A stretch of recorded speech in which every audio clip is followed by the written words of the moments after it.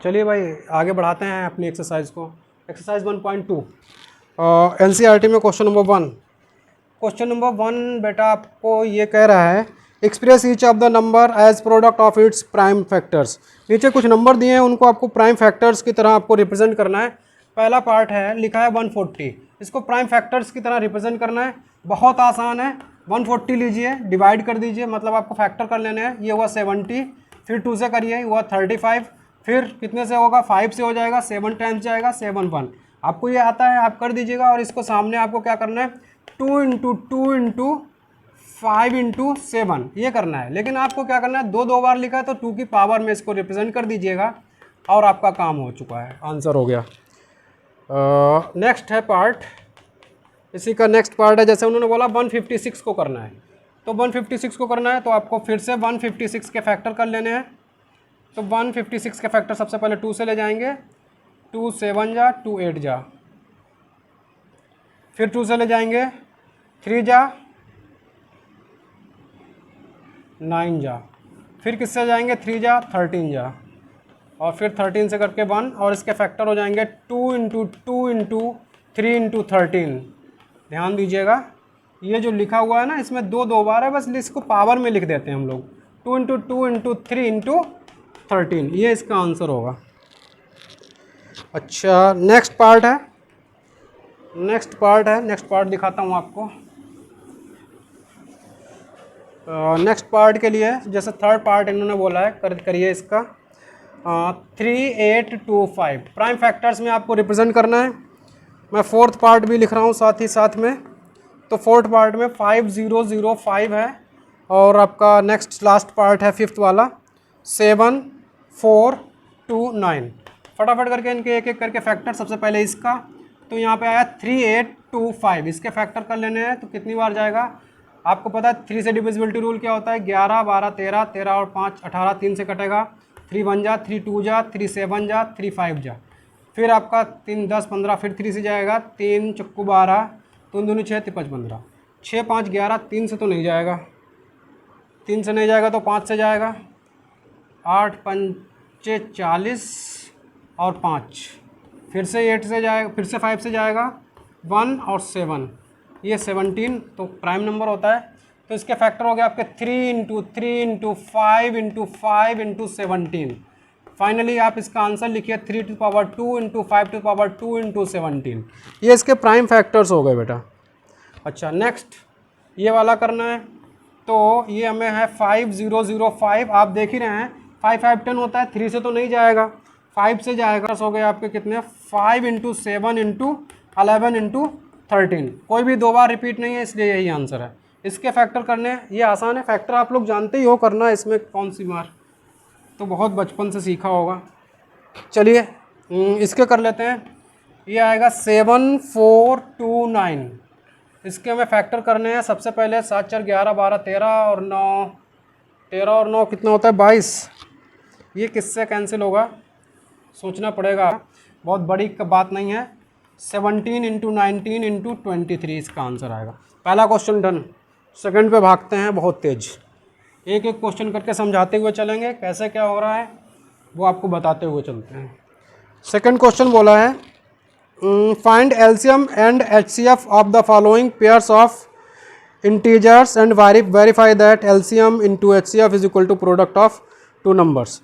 अच्छा, पहले तो मैं आपको ये बता दूं कि एक फार्मूला होता है, बहुत इंपॉर्टेंट होता है, आगे क्लासेस में बहुत काम आएगा, और आगे चल के आप किसी कंपटीशन में बैठोगे वहाँ भी बहुत काम की चीज़।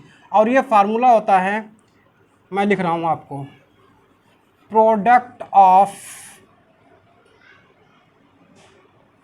Product of LCM into HCF. LCM और एचसीएफ का प्रोडक्ट होता है is equal to product of 2 numbers. अच्छा, अगर 2 नंबर हैं और उनका एलसीएम और एचसीएफ दिया हुआ है और एक नंबर दिया है, तो हम इससे सेकंड नंबर निकाल सकते हैं। कहने का मतलब है कि आपके पास एलसीएम हो, एचसीएफ हो, उनका प्रोडक्ट बराबर होता है फर्स्ट नंबर के और इनटू में सेकंड नंबर के। ये होता है एक फार्मूला। आपको याद कर लेना चाहिए, काम आएगा। अच्छा, जो सेकंड क्वेश्चन है उसमें भी यही बोला है कि 2 नंबर दिए हैं उन्होंने, पहला सेकंड का पहला पार्ट है, सेकंड के पहले पार्ट में दिया है 26 और 91। बोला इनका एचसीएम और एचसीएफ निकालिए, find the LCM and HCF and ये फार्मूला वेरीफाई भी करिए। तो ठीक है, मैं इसका एलसीएम निकालता हूँ। एलसीएम निकालने का तरीका हमने बताया था और एचसीएफ निकालने का भी तरीका बताया था।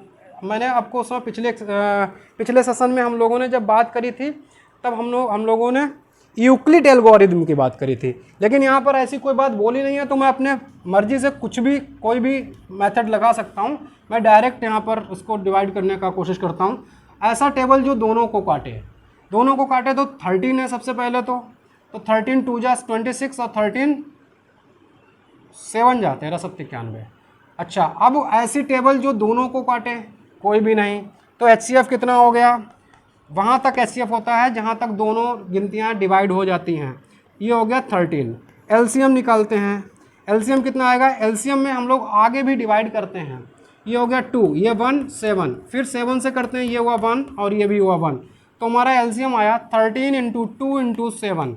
मल्टीप्लाई करिए, ये हो गया 26 × 7, इसकी मल्टीप्लाई होगी 7 छंग 42, 7 दूनी 14 18। ये आपका हो गया एलसीएम। ये हमने एलसीएम और एचसीएफ निकाल दिया, उनका एक काम हो गया। अब मुझे क्या करना है? इस फार्मूले को वेरीफाई करना है, तो वेरीफाई करते हैं। उन्होंने बोला है कि एलसीएम × एचसीएफ, मैं वेरीफाई कर रहा हूँ फार्मूले को। हम इसको लिख देते हैं, पुट कर देते हैं, put in equation, put in formula लिख दो, फार्मूला। अच्छा, इस फार्मूले में जैसे हमने लिखा तो एलसीएम की जगह पे मैं लिखूंगा 182, एचसीएफ की जगह लिखूंगा मैं 13 आया था। अच्छा, इज इक्वल टू होता है फर्स्ट नंबर माने 26 इंटू सेकेंड नंबर माने 91। अगर ये दोनों इक्वल आते हैं तो वेरीफाइड हो जाएगा और हम लिख देंगे वेरीफाइड। अगर नहीं आता तो इसका मतलब फार्मूला गलत है या तो हमारे आंसर गलत है। तो 13 2 जा 13 दूनी 26, 13 8 13 दूनी 26, 13 5 13 7 91, 13 8 104 और 2 106 हुआ, 13 × 13 और 10 23 हुआ। इसकी मल्टीप्लाई करिए भाई, करनी पड़ेगी क्या?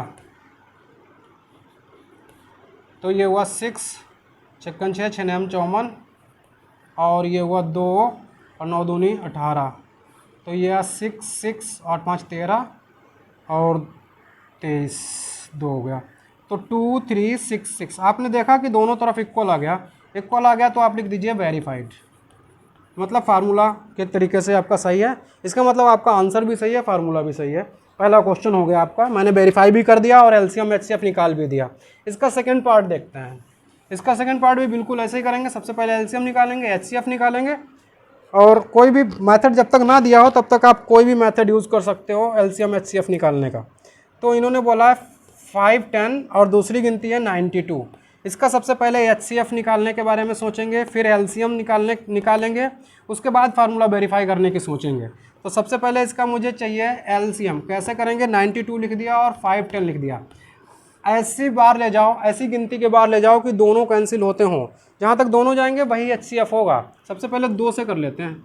2 से किया 2 चक्कू 8 और 2 छंग 12, फिर इसको 2 से किया तो 2 दूनी 4, 2 पंचे 10, 2 पंचे 10। अच्छा भाई, 2 ही ऐसी गिनती थी जो दोनों में गई, तो इसका मतलब एचसीएफ हो गया 2 और एलसीएम कितना हो गया? एलसीएम हो गया 2 × 2 × 5 × 3 × 17 × 23 भाई। तो इसका ये एलसीएम हो गया और ये एचसीएफ हो गया। अब करते हैं वेरीफाई। वेरीफाई करने के लिए हमें क्या करना है? ये जो एलसीएम है और एचसीएफ है, इसकी वैल्यू इस गिवन फार्मूले में लिखनी है। तो मैं रखता हूँ, इस चीज़ को मैं पुट कर दे रहा हूँ एलसीएम और एचसीएफ को इसमें। तो एलसीएम की जगह पर 2, एचसीएफ की जगह पर यहाँ एचसीएफ है ना, एचसीएफ की जगह पर ये 23 460। आपको मल्टीप्लाई करनी है भाई, मल्टीप्लाई करना आपका काम है। Is equal to first number कितना है? 510 है, सेकंड नंबर कितना है? 92 है। ये मल्टीप्लाई अगर बराबर आ गई तो काम हो जाएगा। 2 से मल्टीप्लाई करते ये कितना आएगा? 0 2 8 1 9 6 4। इधर कितना आएगा? मल्टीप्लाई करनी पड़ेगी भाई, 510 है, 92 है, तो 2 बार गया तो 1020 हुआ होगा, और 9 से गया तो 0, 9 वन जा 9, 9 पना 45, 45, इसका मतलब है 0 2 9 6 4, 4 6 9 2 0, ये दोनों तरफ बराबर आ गया, और दोनों तरफ बराबर आ गया, इसका मतलब है आपका वेरीफाई हो गया, वेरीफाई हो गया। दूसरा क्वेश्चन डन। तीसरे की तरफ भागते हैं बहुत तेज, ज़्यादा समय ना लेकर के तीसरे सवाल की तरफ चलते हैं। तीसरा सवाल नहीं, सॉरी, तीसरा पार्ट, तीसरे पार्ट पे हैं अभी हम लोग, तीसरे क्वेश्चन पे नहीं हैं कतई भी। और तीसरा पार्ट है, वो कह रहे हैं कि आप एलसीएम और एचसीएफ निकालो 336 और 54 का, 336 और 54 का एलसीएम निकालो, एचसीएफ निकालो और फिर वेरीफाई करो। सबसे पहले एलसीएम के लिए मुझे लिखना पड़ेगा 54 और 336। ऐसी गिनती सोचो दोनों से कटता हो, क्योंकि मुझे क्या चाहिए, एचसीएफ चाहिए। एचसीएफ वही होता है जो दोनों से कट जाए जहाँ तक, और एलसीएम क्या होता है, बाकी सब। तो 2 से काटते हैं, ये हुआ 27, ये हुआ 168, सोच लेना। फिर 3 से कटता है ये, हाँ 3 से कटता है, 3 9 27, 3 5 15, 3 6 18। अब ये किससे कटता है, 3 से तो नहीं कटता, 3 से नहीं कटता, फिर 4 से तो ये कटता तो ये नहीं, 5 से तो संभव ही नहीं है, 6 से ये नहीं, 7 से ये नहीं। तो बस अब दोनों वाला काम तो ख़त्म हो गया, 6 आया होगा। आगे देख लेते हैं, 9 3 से ले जाते हैं 3, और अब सोचो, अभी मैंने कहा 3 से नहीं कटता था, वो ये था कि दोनों 3 से नहीं कटते थे, अब 3 से तो कटेगा ही, ये तो कटेगा, ये नहीं कटेगा, ये कटेगा। तो ये हमने क्या लिखा, 3, और यहाँ पर ये तो कटता ही नहीं था 3 से, तो इसको तो 56 ऐसे रखो, फिर लिखो 3, ये लिखो 56। ये कितनी बार जाता है, तो ये तो 2 बार भी जाता है, तो 2 क्या, ये ऐसे बहुत धीरे धीरे खेल होगा क्या, 1 14, फिर 2 से 1 7, फिर कितने से, 7 से, तो 101। एलसीएम कितना आएगा, 2, और ये भी हैं 2, 1 2 3 4, 2 की घात 4 लिख लिया। 3 कितनी बार है, 3 बार है। 2 की घात 4 का मतलब 16, 3 घात 3 का मतलब 81, नहीं 3 3 होते हैं 27, 27 16 17 हो गया, ये 30 24। एचसीएफ कितना होगा, 6। अब मुझे क्या करना है, अगला काम वेरीफाई करना है इस फार्मूले को। फार्मूले में ये वैल्यू पुट कर देते हैं, तो एलसीएम की जगह पर कितना, 30 24 एच, ठीक है, स्टार्ट करें। अच्छा बेटा, ये हमने एचसीएफ लिख दिया, आपके सामने एलसीएम लिख दिया।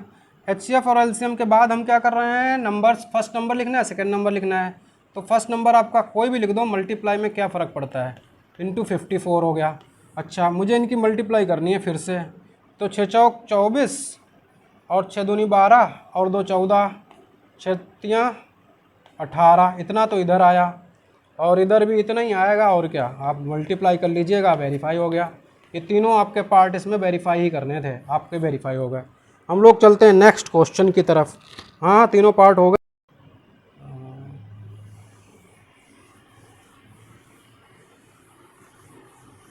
अच्छा नेक्स्ट, हाँ स्टार्ट करो। नेक्स्ट क्वेश्चन में पढ़ रहा हूँ, question number 3। Find the LCM HCF of the following integers by applying the prime factorisation method. कुछ नहीं करना है, प्राइम फैक्टराइजेशन आपको सिखा चुके हैं, क्वेश्चन नंबर 1 में वही था, और हम क्वेश्चन नोट कर रहे हैं क्वेश्चन नंबर 3 का पहला पार्ट। मैं आपको दिखाता हूँ कैसे करना है। 12 15 और 21 का करना है।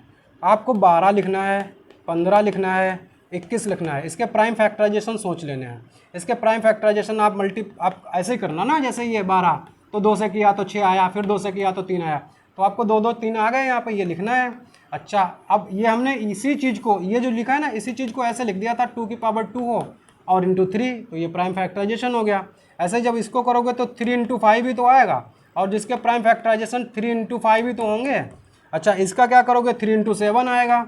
3 इंटू 7 का क्या लिखोगे, कुछ नहीं लिखोगे, 3 इंटू 7 का 3 इंटू 7 ही लिखोगे, वो तो 2 बार होता तो पावर में लिख दिया जाता। इसका क्या करना है, एचसीएफ निकालना है। एचसीएफ वो होता है जो तीनों में हो। तीनों में कोई कॉमन है क्या, कोई भी चीज़ तीनों में मिल रही है, नहीं, जब नहीं मिलती तो 1 होता है। एलसीएम कितना आएगा, एलसीएम माने कि सब चीज़, ये सारी चीज़ें यहाँ पे लिखनी है, अगर कॉमन है भी तो भी नहीं है, वो है। एक मिनट, 3 तो तीनों में था ना, 3 तो तीनों में था, तो एचसीएफ आपका 3 होगा भाई। ये जो है ना, ये तीनों में है, इसलिए एचसीएफ 3 हुआ। एलसीएम कितना होगा, एलसीएम माने कि जो भी चीज़ें रिमेनिंग बची हैं ना, वो भी आ जाएंगी, तो 3 तो एक बार ठीक है, फिर ये कितना आया 4, फिर कितना है 5, फिर कितना है 7, तो ये कितना होगा 3 × 12 = 60, 6 × 7 = 42, ये आपके 420 आपका एलसीएम आ गया। कोई वेरीफाई तो करना नहीं है ना, तो 420 एचसीएफ आया आपका और 3 एलसीएम एचसीएफ आया और 420 एलसीएम आया। पहला पार्ट हो गया, ये ऐसे करना है आपको क्वेश्चन। मैं आपको सेकंड भी बताता हूँ, एक और बताता हूँ, आप समझ लीजिए। तीसरा क्वेश्चन शायद आपको अपने आप ही करना पड़ जाए, तो कर लीजिएगा, उसमें कौन सी बड़ी बात। 17 है, अगली गिनती कौन है 23 है, अगली कौन है 29 है। ध्यान दो 17 के क्या फैक्टर 17 ही, 23 के क्या फैक्टर 23 ही, 29 के क्या फैक्टर 29 ही। ये प्राइम फैक्टराइजेशन है, इसका क्या कर लिया आपने, कुछ नहीं कर लिया, इसमें तो फैक्टर ही नहीं हुआ, प्राइम नंबर दिए हुए हैं। तो एचसीएफ कितना होगा, ऑटोमेटिक है कि किसी में सारे नंबर नहीं मिल रहे हैं तो एक आया होगा। एलसीएम कितना आया होगा, एलसीएम इनकी सबकी मल्टीप्लाई हो जाएगी, 17 × 23 × 29, इनकी सबकी मल्टीप्लाई लिखनी है आपको, गुणा करके लिखनी है। इनकी सबकी मल्टीप्लाई आएगी 11,339, 11,339, ये हो गया एलसीएम और ये हो गया एचसीएफ। प्राइम फैक्टराइजेशन मेथड से हो रहा है, आप नोट कर लीजिए और ख़त्म करिए। ये क्वेश्चन हो गया। मैं इसके लास्ट पार्ट वाला अपने आप करिएगा, मैं अगले क्वेश्चन की तरफ बढ़ रहा हूँ। आसान क्वेश्चन नंबर 4 सोचते हैं। क्वेश्चन नंबर 4 में हमें करना है गिव द एचसीएफ। एचसीएफ लिखा हुआ है इस तरीके से, एचसीएफ और ब्रैकेट के अंदर दिया हुआ है 306,657। ये कहा है कि एचसीएफ इन नंबर्स का है कितना है 9, और उन्होंने पूछा है एलसीएम बता दो इन्हीं नंबर का 306,657। इनका एलसीएम उन्होंने पूछ लिया।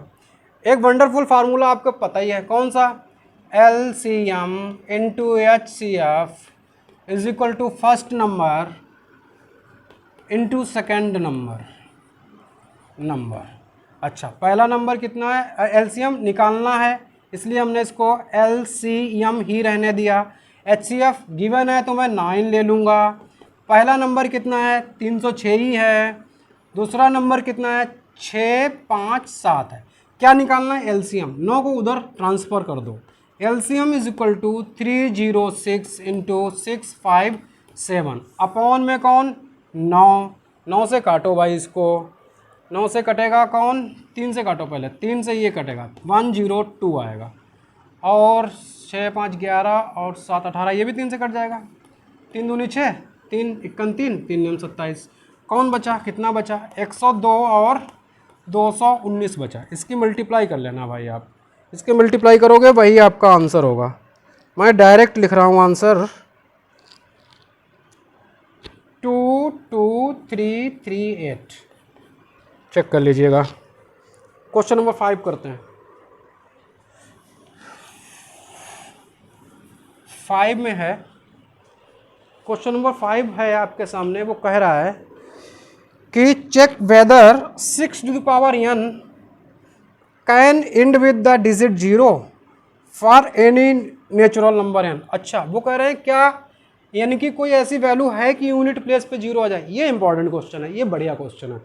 आपको पहली बात कि प्राइम फैक्टराइजेशन में यूनिट प्लेस पर 0 तभी आएगा जब इसके अंदर के फैक्टर 2 × 5 हो, इसकी पावर कुछ भी हो, यानी कि जगह पर कुछ भी हो, मतलब कुछ भी XYZ हो, तो यूनिट प्लेस पर 0 जरूर आ जाएगा। इधर कुछ भी बैठा हो, कोई भी नंबर बैठा हो, कोई फ़र्क नहीं पड़ता।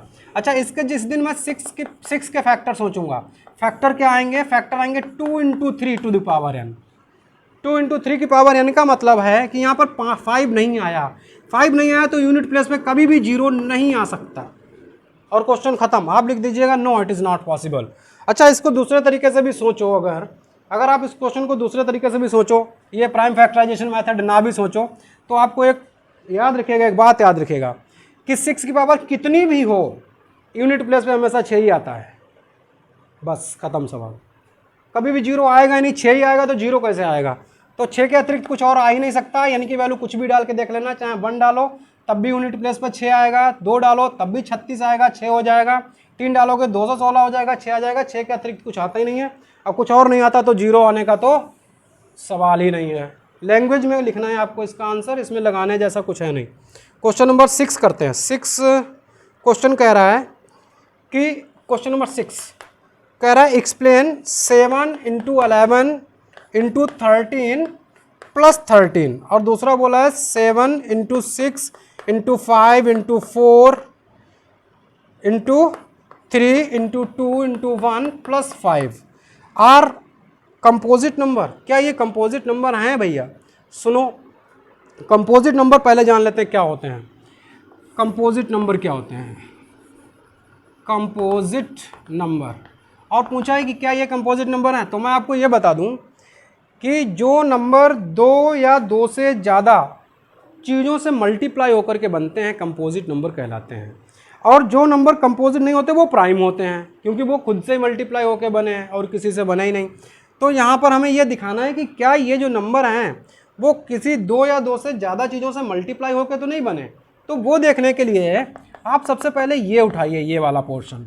अच्छा, इसमें ज़रा ध्यान से देखो, ध्यान से, बहुत ध्यान से। इतने तो इंटू लगे हैं लेकिन एक प्लस लगा है। अच्छा, प्लस के बाद भी 13 है, प्लस के पहले भी 13 है।